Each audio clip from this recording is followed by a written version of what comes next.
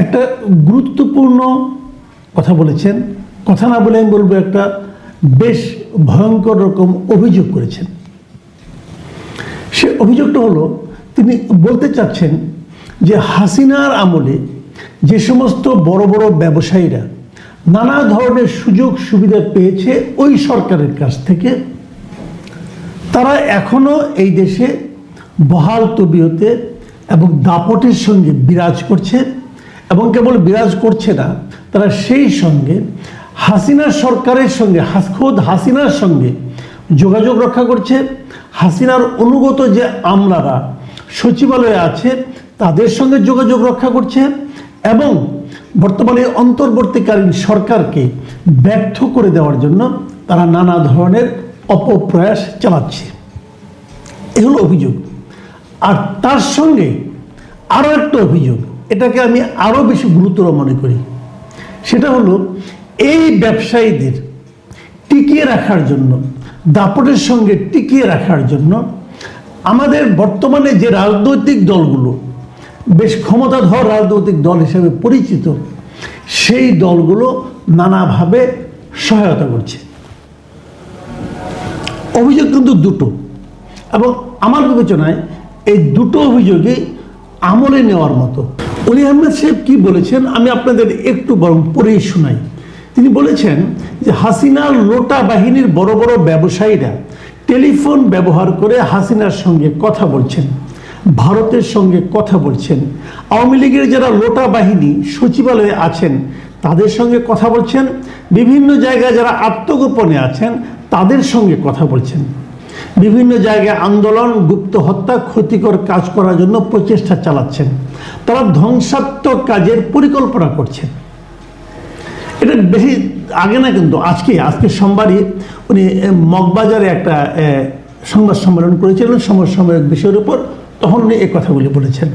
এখন এই যে কথাগুলো, এই কথাগুলো কি উনি হাওয়ার উপরে বললেন, নাকি এই কথাগুলো বলার পেছনে ওনার কোনো সুনির্দিষ্ট তথ্য প্রমাণ আছে? আমি মনে করি এই বিষয়টা ওনার সঙ্গে আলোচনা করে জানা উচিত সরকারের। কারণ এটা আসলে যদি করে থাকেন তারা, তাহলে সেটা অবশ্যই আমাদের দেশের বর্তমান যে পরিস্থিতি, সেই পরিস্থিতির আলোকেই দেখা দরকার।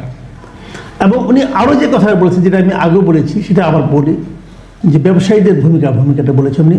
তিনি বলেছিলেন আমলা আর ব্যবসায়ীরা যারা হাসিনাকে বলেছিল এখনও আছি, বিগত দিনেও ছিলাম, ভবিষ্যতেও থাকব, তাদের রাজনীতিবিদরা শেল্টার দিচ্ছে, তাদের কাছ থেকে টাকা নিচ্ছে, তাদের পাশে অফিস করছে, নির্লজ্জভাবে এই কাজগুলো করছে। এই যে কথাটা, এটার মধ্যে কিন্তু একটা বড় ইঙ্গিত আছে। ইঙ্গিতটা কি ধরনের? যে বোঝা যাচ্ছে যে হাসিনাকে কে বলেছিল বিগত দিনেও আছি, এখনো আছি, আগামীতেও থাকবো, মানে মরণের আগ পর্যন্ত আছি, মরণের পরেও থাকবো। এই কথাগুলোতে উনি খুব বিখ্যাত হয়ে গেছিলেন। উনি কে? উনি বসুন্ধরা গ্রুপের শাহ আলম সাহেব। উনি বলেছিলেন এই কথা, এর ডকুমেন্ট তো সব জায়গায় আছে। এবং উনি একথাও বলেছিলেন যে কেন এই স্টুডেন্টদের উপর এখনই মানে আক্রমণাত্মকভাবে তাদেরকে দমন করা হচ্ছে না, উনি এক কথাও বলেছিলেন। এসব প্রমাণও আছে। এখন তাদের এখানে যে তারা কে রাজনৈতিকভাবে শেল্টার দিচ্ছে, আমরা দেখেছি এরই মধ্যে যে বসুন্ধরা গ্রুপের যে মিডিয়াগুলো আছে সেখানে জামায়াতের নেতারা গিয়েছেন, বিএনপির নেতারাও গিয়েছেন। বিএনপির নেতা মানে কি? বিএনপি তো তাদের প্রতিনিধি পাঠিয়েছে সেখানে রক্ষা করার জন্য। বিএনপিপন্থী সাংবাদিক নেতা, সাংবাদিকদের যে প্রতিষ্ঠান আছে বিএফইউজে অথবা মানে আপনার ডিইউজে, এদের যে সাংবাদিক নেতা আছে তাদের একজন বড় নেতা হলো কাদের গনি চৌধুরী। উনি যেহেতু এই বসুন্ধরা গ্রুপের মিডিয়া গ্রুপের উনি এক্সিকিউটিভ ডিরেক্টর হয়ে গেছেন, ডিরেক্টর মিডিয়া হয়েছেন না? কেন হয়েছেন? এতদিন তো তারা কেউ নেয় না চাকরিতে, ওখানে এখন গিয়ে ওনার চাকরি হলো কেন? আবার প্রেস ক্লাবের সভাপতি উনিও বিএনপি প্রতি সাংবাদিক, হাসান হাফিজ উনিও যে ওখানে মানে আপনার কালের কণ্ঠের সম্পাদক হয়ে গেছেন তো কেন হয়েছেন? ওনাদেরকে কেন নেওয়া হয়েছে হঠাৎ করে? সবই তো 5ই আগস্টের পরে। তার মানে ওনারা যখন দেখেছেন হাসিনার সঙ্গে এত ঘনিষ্ঠ থাকার কারণে তাদের উপর নানা ধরনের চাপ আসতে পারে, এই চাপটাকে নিউট্রালাইজ করার জন্য ওনারা বিএনপি পন্থী বড় বড় সাংবাদিকদেরকে ওনার প্রতিষ্ঠানের বড় বড় পদে চাকরি দিয়েছেন, ওনারাও গিয়েছেন, এবং যাওয়ার পর তাদের ব্যাপারে কিন্তু বিএনপি কোনো অ্যাকশন নেয়নি, কোনো অ্যাকশন নেয়নি। হ্যাঁ, বিএনপির মিডিয়া গ্রুপ, মিডিয়া সেল যেটা, সেখান থেকে কাদের গনি চৌধুরীকে হয়তো সরিয়ে দেওয়া হয়েছে, কিন্তু বিএনপির আরও অন্য অন্য যে সহযোগী প্রতিষ্ঠান যেগুলো আছে প্রত্যেকটাতেই কাদের গনি চৌধুরী আগের মতোই আছেন। তার মানে লোক দেখানোর দু একটা অ্যাকশন হয়তো নিয়েছেন, লোক দেখানো, নিছক লোক দেখানো, এটা সবাই জানে। এই সম্মিলিত যে আপনার পেশাজীবী পরিষদ, সেখানেও কাদের গনি চৌধুরী আছেন, জাহিদ সাহেব আছেন, এই যে জাহিদ হোসেন বিএনপির স্থায়ী কমিটির সদস্য, উনি সেটা সভাপতি, কাদের গনি চৌধুরী মহাসচিব আছেন, তো ক্লোজলি আছেন। তো এরা তাকে শেল্টার দিচ্ছে। এবং আপনারা নিশ্চয়ই মনে রাখতে, এর আগে আমরা দেখেছি বিভিন্ন সময় ইউটিউবে, এই শাহ আলম সাহেব কিন্তু তারেক রহমান সম্পর্কে অনেক কথাবার্তা বলেছেন, আপত্তিকর কথাবার্তা বলেছেন।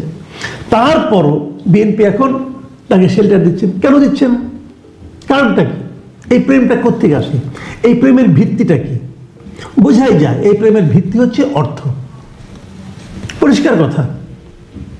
আবার দেখুন, বিএনপি পন্থী সাংবাদিকদের মধ্যে যাকে নাকি একদম সবচেয়ে বড় করে দেখা হয়, মিস্টার শফিক রেহমান, তাকেও দেখা গেছে যে কালের কণ্ঠে উদ্বোধনী অনুষ্ঠানে যে উনি কেক কেটে শাহ আলম সাহেবকে খাইয়ে দিচ্ছেন, এবং শাহ আলম সাহেব কি কি করতে পারেন, আরো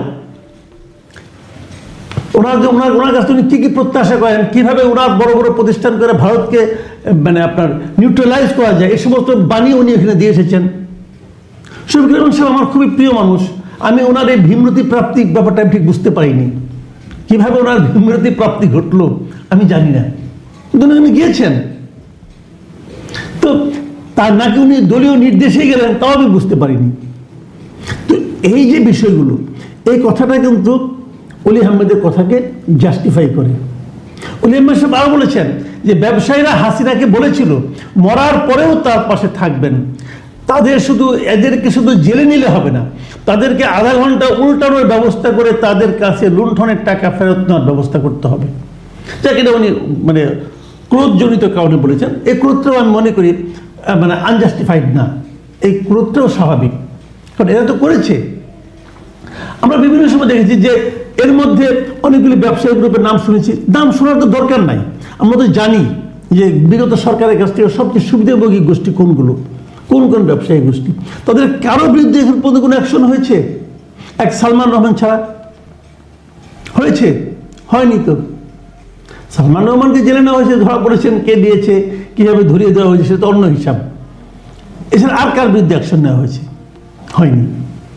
এবং একইভাবে আমলাদের ব্যাপারে বলা যায়। তো দেশে আপনি মানে আগের সরকারের, বিগত সরকারের সুবিধাপ্রাপ্ত ব্যবসায়ীদেরকে টিকিয়ে রাখবেন এবং তাদের ভবিষ্যতেও টিকিয়ে থাকার ব্যবস্থা করবেন, এবং পলিটিক্যাল পার্টিগুলো তাদেরকে নানাভাবে হেল্প করবেন, এবং তারপর আপনি আশা করবেন যে এই ব্যবসায়ীরা এই সরকারকে স্মুথলি বাজার নিয়ন্ত্রণ, দ্রব্যমূল্য নিয়ন্ত্রণের ক্ষেত্রে সহায়তা করবে। এটা যে হয় না,